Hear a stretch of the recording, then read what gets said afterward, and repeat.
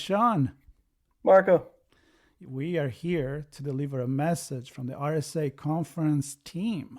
It's an important message from our friends. RSA Conference 2025, just around the corner, where insights drive action, solutions emerge, and community connections spark innovation. You'll be there. I'll be there. We invite everybody else to be there April 28th through May 1st. You can secure your spot at rsaconference.com/ITSPMAG25. That's ITSPMAG25. See you all there. I'll be there. See you there.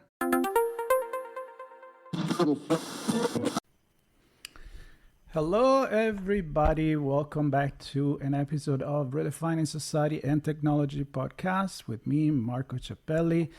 Today is one of those episodes that I was a little bit indecisive if I wanted to go on audio signals where I tell stories and talk with storytellers, or to stay in the technology and society. And I just made a pick, and we were even talking with a guest here before I started that it could have gone both places. So I don't know, maybe you'll hear it in both places. Wherever you are right now, that's the right place anyway. The story is fascinating and also something that is going to make us think, which is my main objectives. One of my main objectives in doing the podcast, making people think. Sometimes I don't have the answer, the guest doesn't have the answer, but we have enough topics to go over that we hope people will think about what we talk in the episode. And today we're going to talk about something that I love. It's space exploration, it's NASA history, it's the Apollo mission, the going to the moon. I was born in 1969, so I was too little.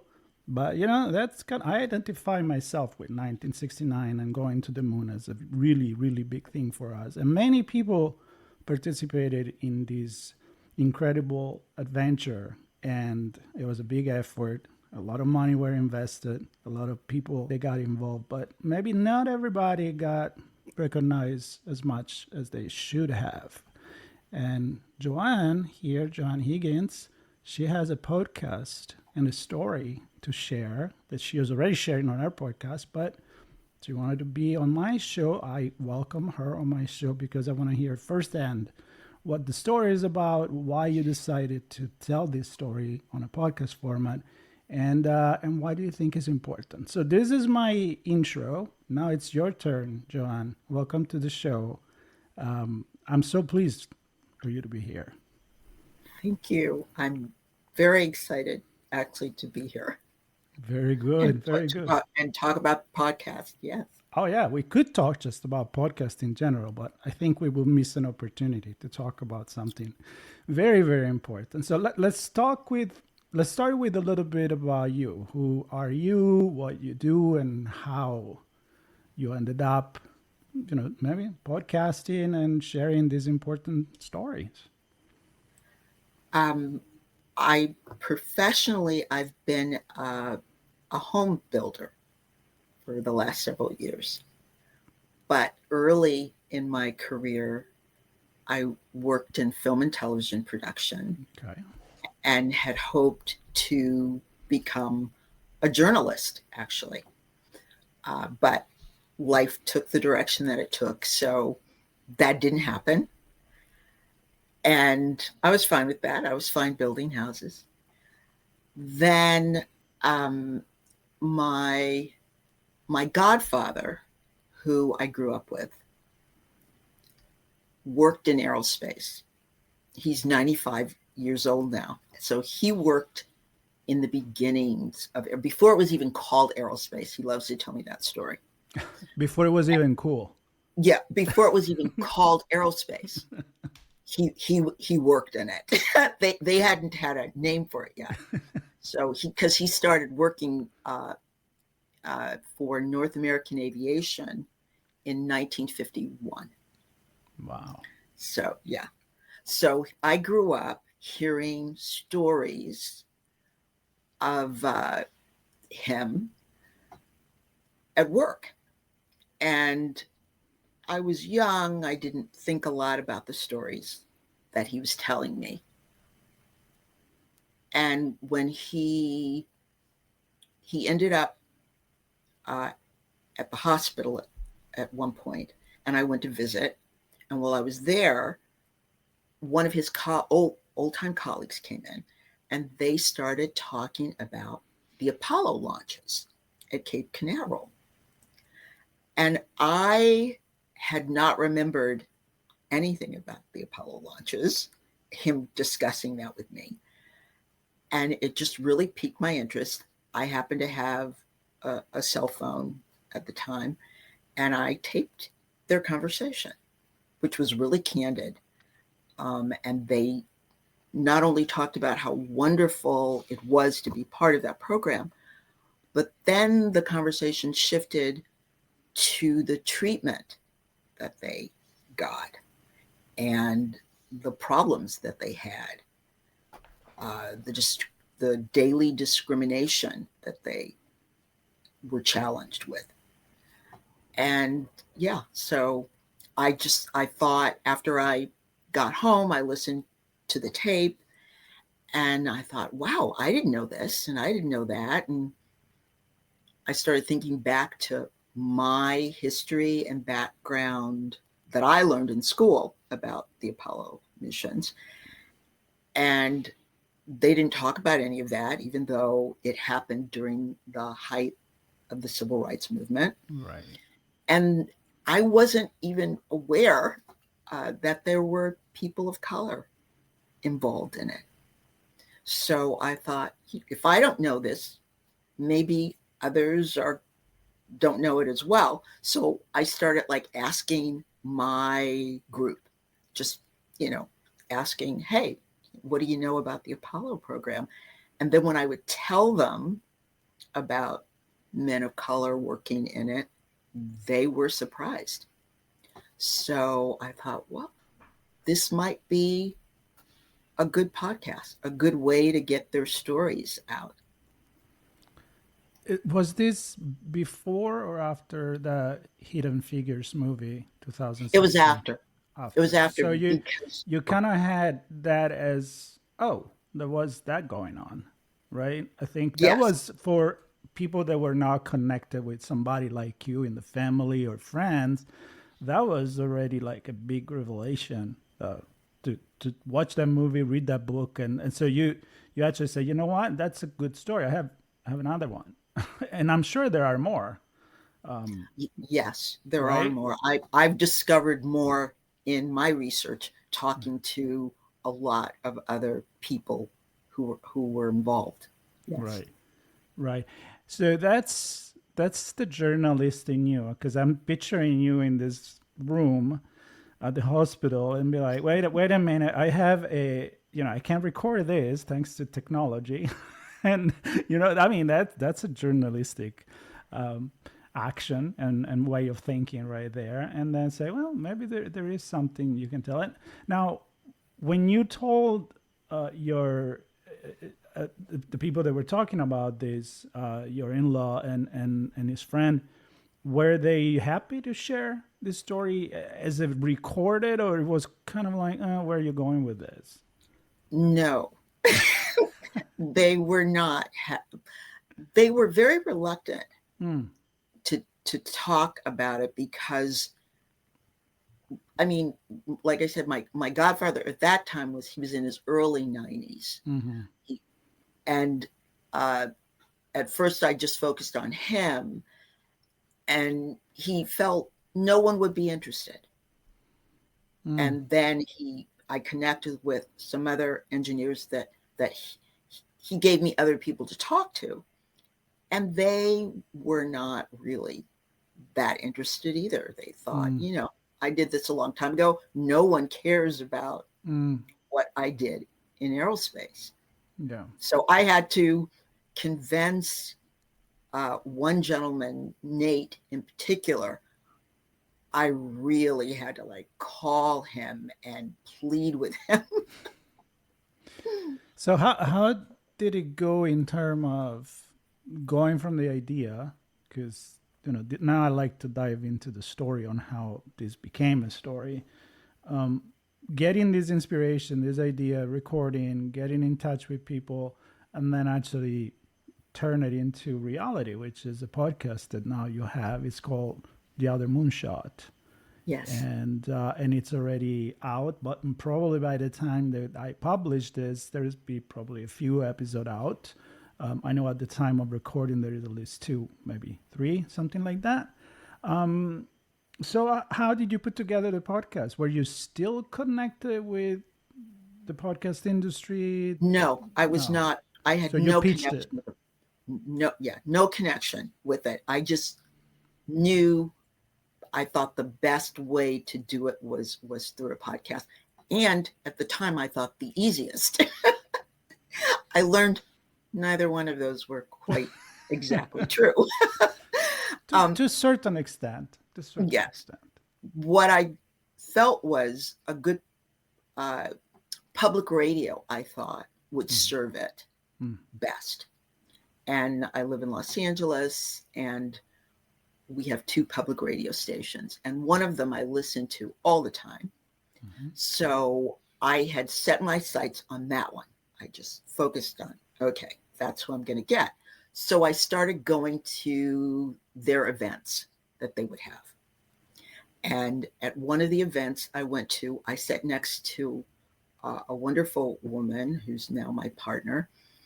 And we just started small talking, and I shared the story with her. And she liked the story. And then I find out later that she was a senior news editor for the public radio station. So we collaborated, and she pitched it to them, and they greenlit it. Nice. Very good. I love that. So what's the story? Let's dive into that. So they still are, but they were engineers in the 60s, working at NASA, working on the Apollo mission. And my understanding is that they were covering, I mean, they were a very relevant role for the success of the mission. So give me the background of their position at the time in the story. Okay. My godfather first, as I mentioned, he started in the 1950s. Before it was aerospace, he was working on designing bombers, parts for aircraft bombers. And then when North American Aviation got the contract to design elements of the Apollo, they got the contract to design the second stage rocket and the command module, which are two really important parts of the rocket. Yes. So my godfather was put on that program that was designing that. And I love the story he tells me is that at that time in the beginning, NASA had written on a piece of paper, build us something to get us within the vicinity of the moon. That's all they had. Right. I mean, just like, hey, yeah. So, yeah. you go with that. Yeah, right. And look what they did. I mean, that's what was the germ of an idea, right? And that's what they came up with. He was tasked with this process of configuration management, which is like, it's how you identify the different parts of the rocket. Because when a rocket goes up in space, if something happens, you can't really get it back. So each piece has like numbers with it that help identify what the part was and what it actually does. So that was something he actually developed, and then oversaw.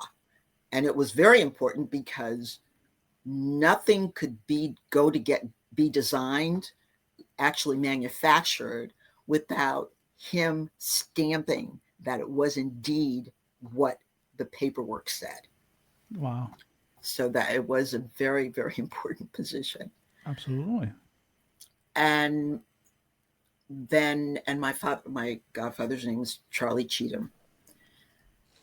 And Nathaniel Levert worked in rocket propulsion. And he helped create what makes the rocket go. And Shelby Jacobs, also an engineer, he did a couple of different things, but the thing that he's most known for is a camera system that was attached to the rocket that actually took a photo, the first photo of the curvature of Earth from space. Wow. So they all did really incredible things. Okay, so tell me this, because that's where my mind started to go in a lot of different direction, and be like, you do all of this, and you got crickets, right? Like, nobody's going to actually attach your name to the big project. That would not happen if you didn't contribute to that, or maybe it would have happened in a different way, somebody else's way of taking care of it. Maybe it would have succeed, maybe will succeed. I mean, success can happen in a lot of different ways, but they were definitely part of that. And so all of a sudden, though, we get to the moon, we go back to the moon, then there's no budget to go to the moon, but that's a different story for people that want to hear the history of NASA. And they just realized, or maybe they knew it already at the time, that they were not going to be in the movie, right? I mean, in the production, their credits, right. If you want to do a reference to movie, they were not even credited for it. And tell me, like, how they felt about it, beside the fact that they didn't even want to then go and talk about it again. Yeah, that it's interesting how you put it. They never expected to get any credit because, of course, they work as a team. Right. But what they didn't expect was to constantly fight to do their jobs. There you go. Okay. And to be respected and paid equally to their white counterparts. They didn't expect that. Or for their job, when they solved a problem, for someone else to take the credit for it. They didn't expect those things.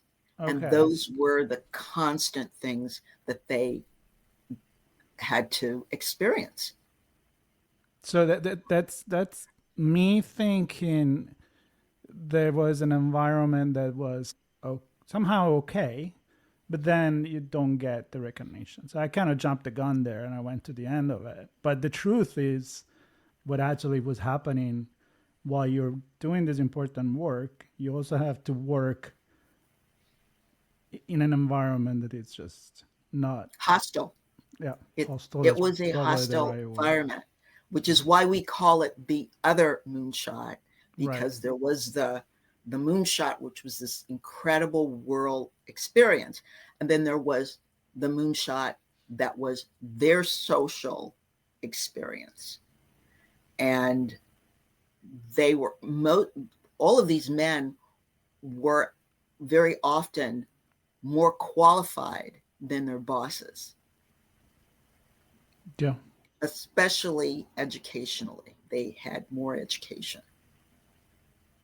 So in a way, in order to be there, they needed to be way better in order to get the job that a lot of people would have got, not yes. being as qualified, which is the story that is repeating today for, when we talk about diversity, inclusion, and all those important things that I think we tend to just forget and brush and kind of like put under the rug. But the truth is that.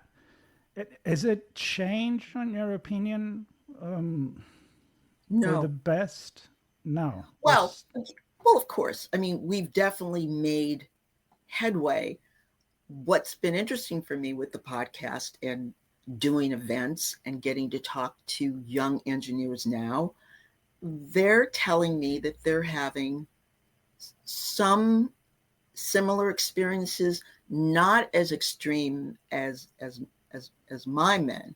Mm-hmm. And I'm sure part of that is because of the period that my men came up in. I mean, all my men actually grew up in Jim Crow period and then transitioned into aerospace.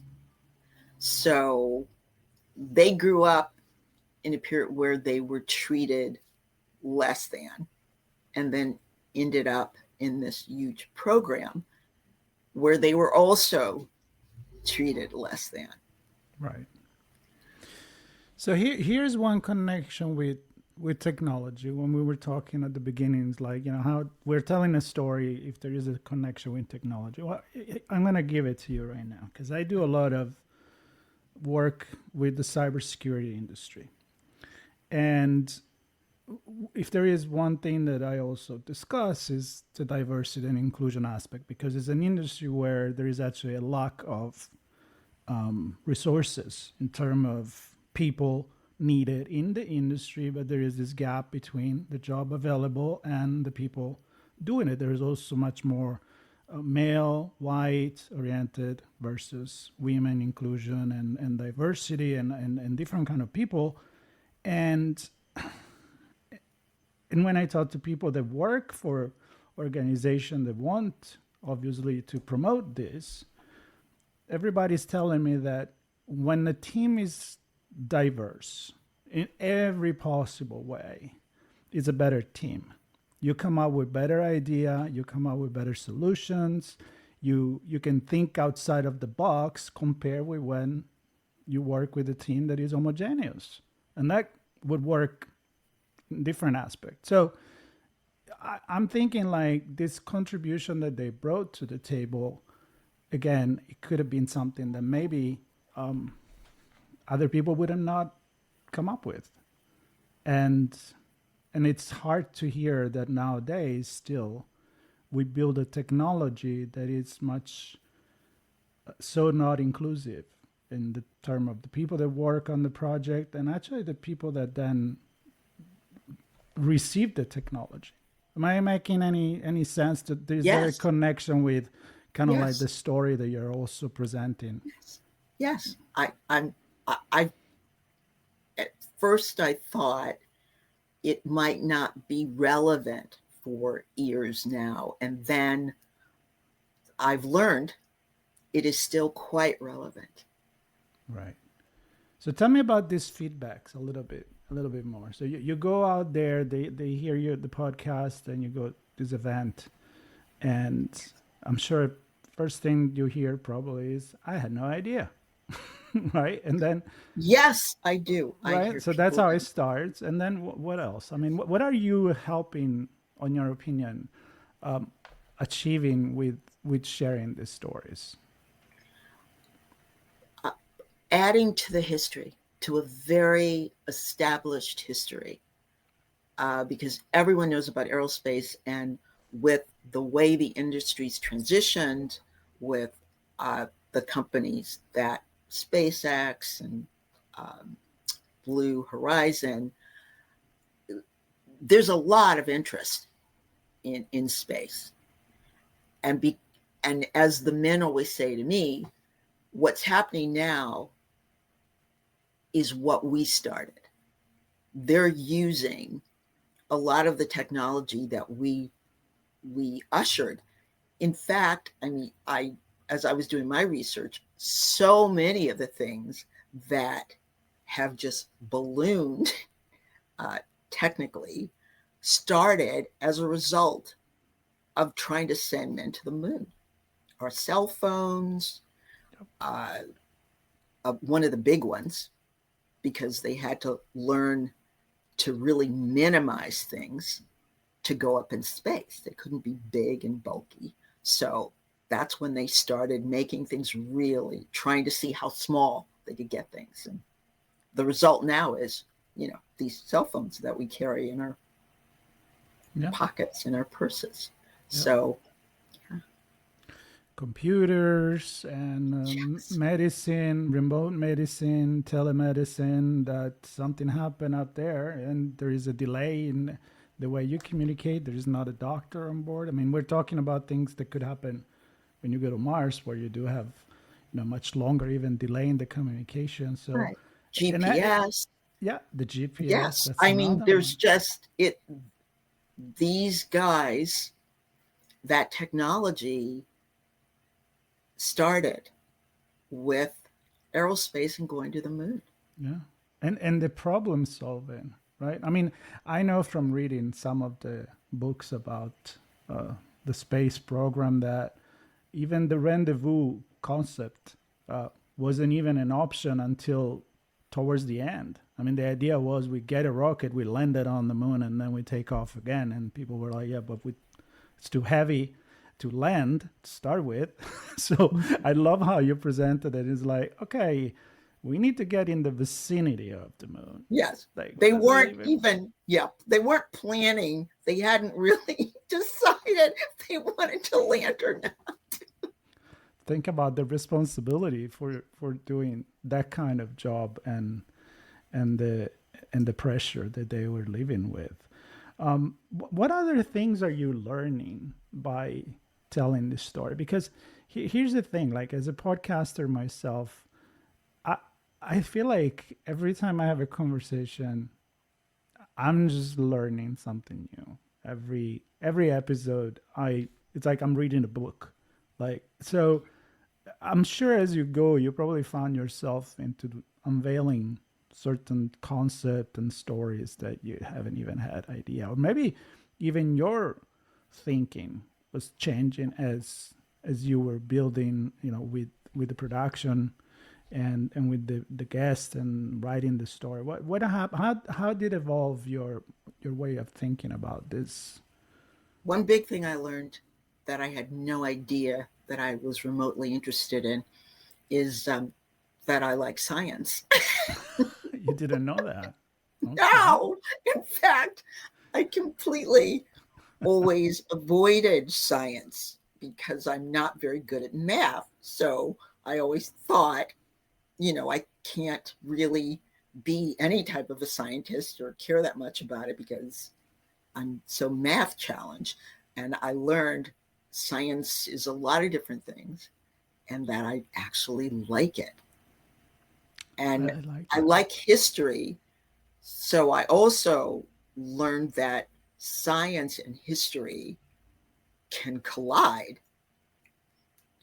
And that's what one of the big things about the podcast that I've experienced is I was curious about this period of time in Los Angeles and to find out that all of this happened in this city that I grew up in was just amazing.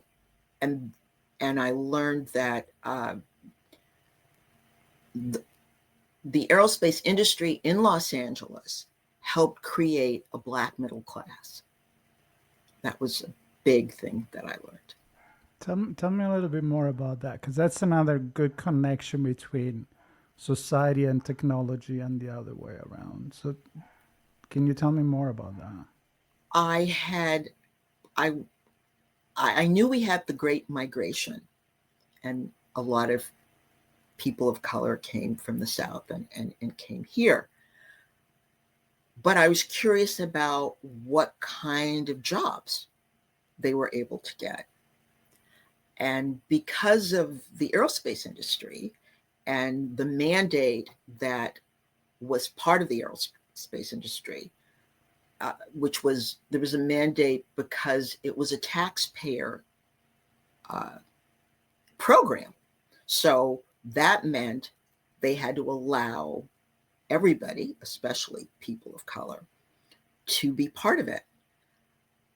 That allowed people who were getting educations, Black people who had been to a war and had gotten an education, it allowed them to work in an industry that provided security for them.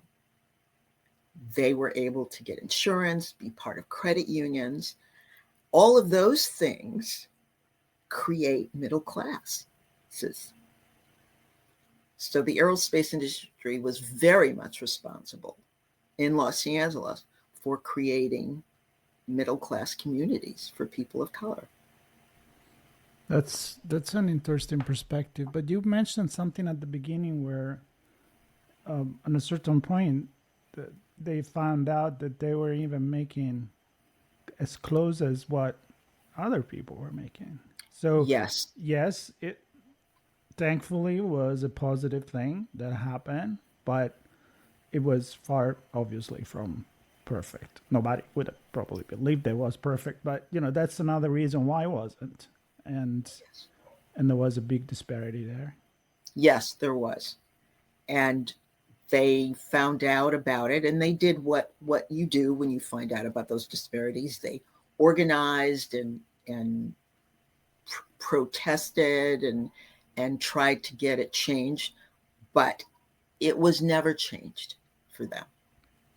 It They wasn't. continued throughout their careers to work in the industry, always getting less than their white counterparts. Were they? I mean, did people, you say, created the middle class, but also I'm feeling like that it probably motivated kids, the younger generation, to look up at them, get them as an inspirational story. To say, well, if they broke those glass ceiling, and we can do that too. So go to school, become an engineer, dream one day to work in that industry as well. Do you think it got easier? That was one of the things that I used to convince the men to tell their stories. Right. And as it has turned out, I have personally been privy to some young engineers who actually these men have inspired. A couple of them had they had mentorships where they inspired other young engineers. So yes. Yeah. Mm-hmm. And how do they feel now? Do they listen to the podcast?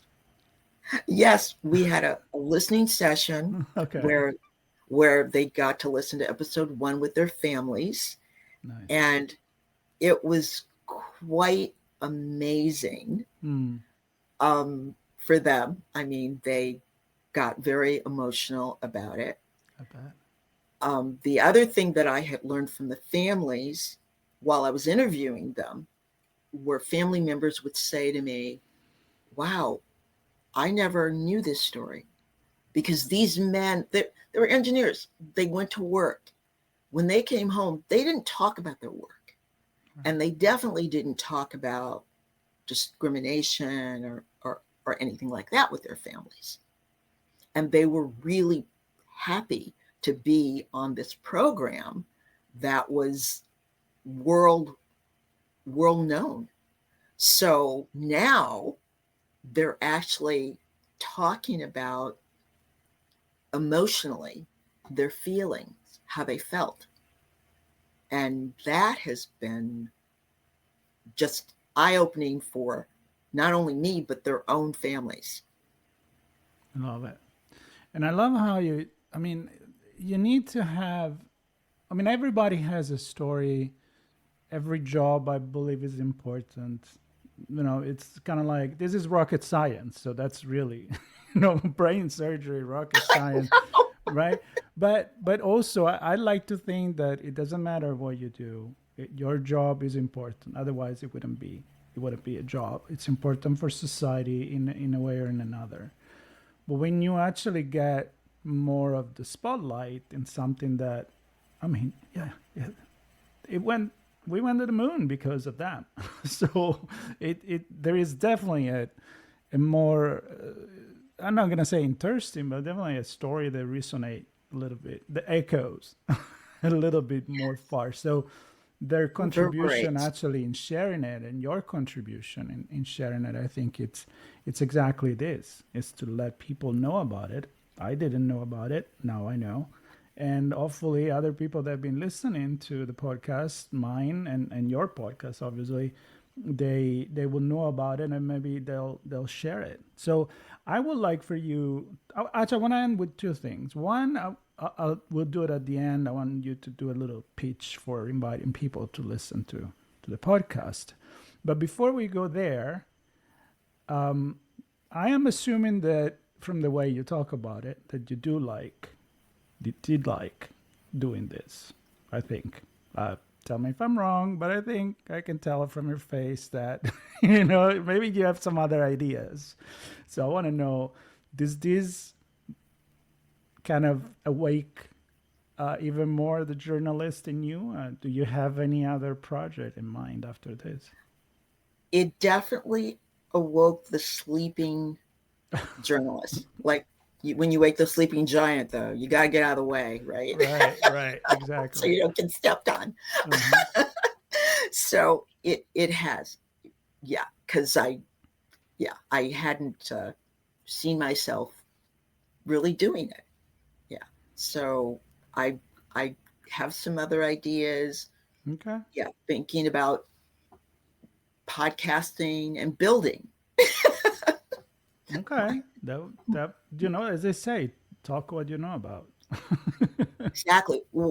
They also say stories you want to tell are usually right near you, Right. True. which is what I discovered personally. And you had no idea, so No. that's really really cool. So okay, so I don't want you to tell me what's in your mind, but maybe one day when you figure it out what the next story is going to be, maybe you'll come back and share it with me and with our audience. And yeah, now I'd love for you to really, in your own words, invite people to listen to the Other Moonshot. Well, I would like very much for people to listen to the Other Moonshot and discover what I discovered about three amazing Black engineers in the 1950s and 1960s who helped send America to the moon. I think that's a good story to learn about.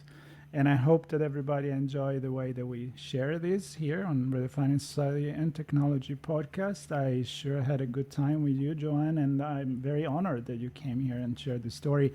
And I can't wait to go and listen myself to your story. And then maybe we'll get back on it again when on your next story, or maybe that will trigger me to talk more about this story as well, as I love all that you share with me today. So thank you very much. Thank you so much for having me. It was really such a pleasure. All righty, same here. And for everybody else, stay tuned, subscribe, and there'll be many more stories coming to you from Redefining Society and Technology podcast. Thank you very much. Thank you. Bye, Marco. Bye.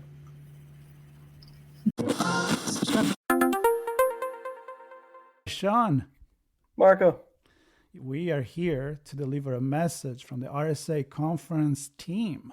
It's an important message from our friends. RSA Conference 2025, just around the corner, where insights drive action, solutions emerge, and community connections spark innovation. You'll be there. I'll be there. We invite everybody else to be there April 28th through May 1st. You can secure your spot at rsaconference.com/ITSPMAG25. That's ITSPMAG25. See you all there. I'll be there. See you there.